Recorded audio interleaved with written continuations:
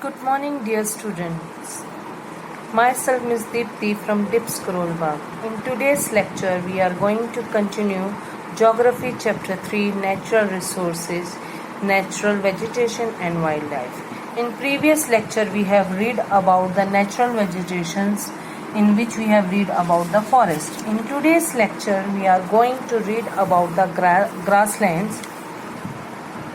So, grasslands means the land where the grass is found. A large stretch of land is there where there is no tree grow is there, only grass are found, and these grasslands are found mainly in the northern hemisphere as well as in the southern hemisphere.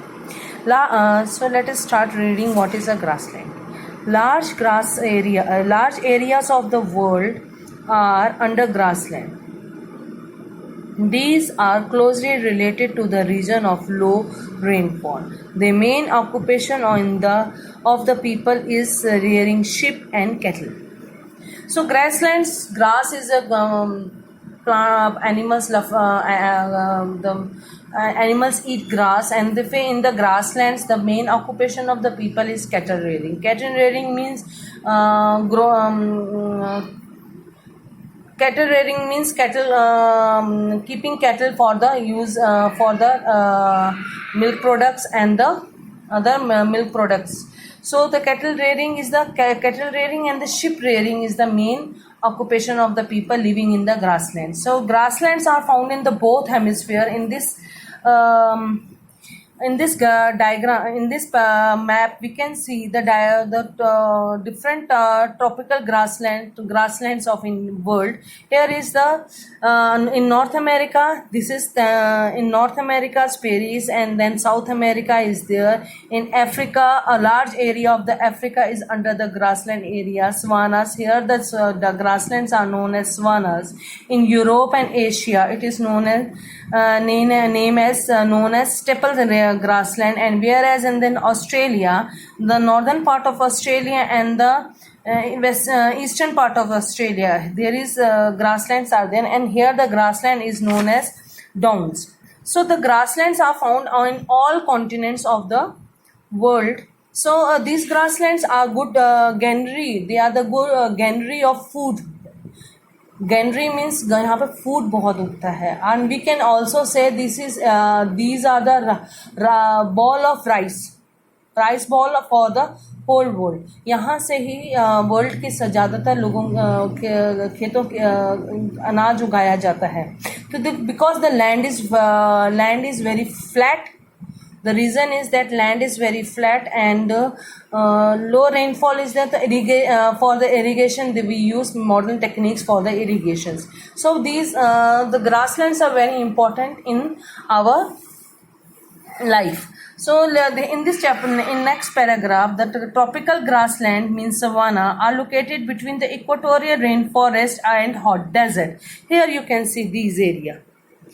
This is savanna grassland. This in Africa it is known as savannas grassland. Here the grasses are very long, 2 to 3 feet long, and these grasslands are found here the wild animals. It is good for the wild animals.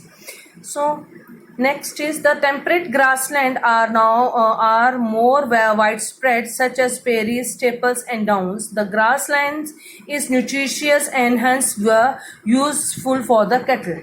The grassland में जो grass is found here, they are very nutritious in the we can say for the animals. These grass are very nutritious for the animals, and they produce a good amount of milk and other. So they help us to cattle rearing. You have already studied the distribution of natural vegetation and its various types in the class 7th. Now we will try to find the ways and means to conserve the existing plant cover to meet the need of rapidly increasing population. So we have read about it in the 7th class regarding this. How many type of grasslands are there, where we found it, what are the qualities of this grassland in 7th class. So in this chapter they have just given the introduction of the grassland. Now we are going to read about the conservation of natural vegetation. Conservation, a very important word is there, and again we are going to heard this word conservation. Conservation means to save something for the future. Conservation means saving something for the future. So here the conservation of natural vegetation means to save natural vegetation for the future. Here we are so few steps how we can, in this paragraph we are going to read about the how we can save the natural vegetation, what steps should be taken by us to save the natural vegetation, and what are the causes that make threat to the natural vegetation. So let us start. Forest or natural vegetation is an important component of our environment as well as economy. Man has always utilizing various natural resources to meet his day or to day needs. Early man was dependent on plants and animals which were available in his environment. At that time, the density of population was very low and the need of human beings were limited. Thus, they never felt the need of conservation of resources. It is true. And for the from olden times, we are using the natural resources. So, as the population, Indian population was human population was very low, so their needs were very low, and we were using resources in limited. Now the population as well, now the time is passing, the human population is increasing, their needs are increasing, and so those things are putting pressure on the natural vegetation. So, with scientific progress and the technological development, human beings have started utilizing these natural resources on a much larger scale. The main reasons for the degradation of natural vegetation, especially forests, are rapidly growing population. Very important thing, rapidly growing population, diseases of the trees, and forest fires. These are the main causes. These are the three main causes which cause deforestation or so deforestation, degrading the natural vegetation also. So growing population, as we know, population is increasing. Starting we were living in the joint family. Now we are in nuclear family. So we are doing. We are cutting the forest areas to make clear the land for housing. We are clearing the forest for transporting, making roads, railways, and we are also clearing the forest for industries also, like furniture industries. There it also require wood, and that wood is coming from the forest. So all these things are putting pressure on the forest. Next is the diseases of the trees. Yes, this is another cause of the forest defrosting, degrading of the natural vegetation, diseases of the forest, and these are the common causes. Next is the forest fire. Some fires are natural causes, like that lightning is there, and a lot of hot if the climate is very hot, then again the dry leaves get the fire. These are the natural causes, but many times the forest fire causes by the human mistakes. So these forest fire caused a large destruction to the forest.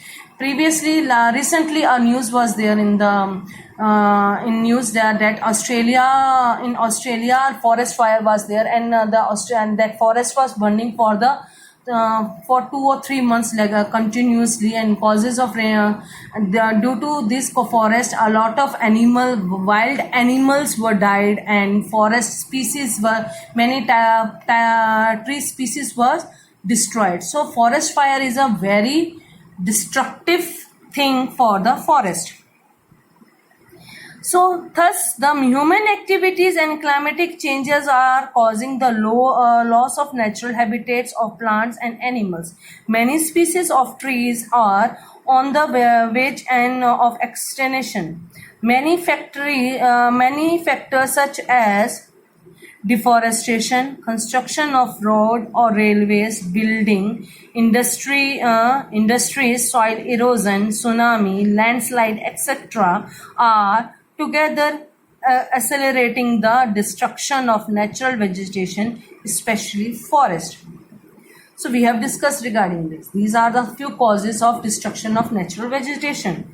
One of the most important method of the conserving of the forest is to plant more trees. It is the most important method to conserve our natural vegetation is to plant more and more tree. So this will this process, the planting more and more tree, is known as afforestation. Afforestation. Two words you have heard. Deforestation. Deforestation means cutting of the forest. So that is known as deforestation. Afforestation means planting more and more tree. This is known as afforestation. Afforestation preventing the falling of young and immature trees and creating awareness among people about the importance of the forest may help in the conserving the forest. It will help. It's gonna help to increase the number of natural vegetation in the forest. Conservation does not mean that we should stop using the natural resources, but it means that we should use the resources wisely. Correctly said.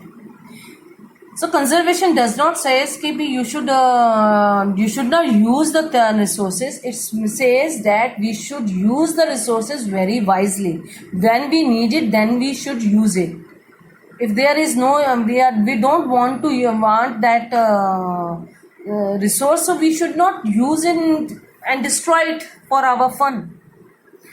The next is the awareness programs such as Van Mahotsava, social forestry, Chipko movement, etc. should be encouraged at the local as well as at regional levels. Insecticides can be used to save the trees from diseases. Some forest fires are due to the natural causes, otherwise they were generally caused by the negligence of human beings. Steps should be taken against such avoidable negligences.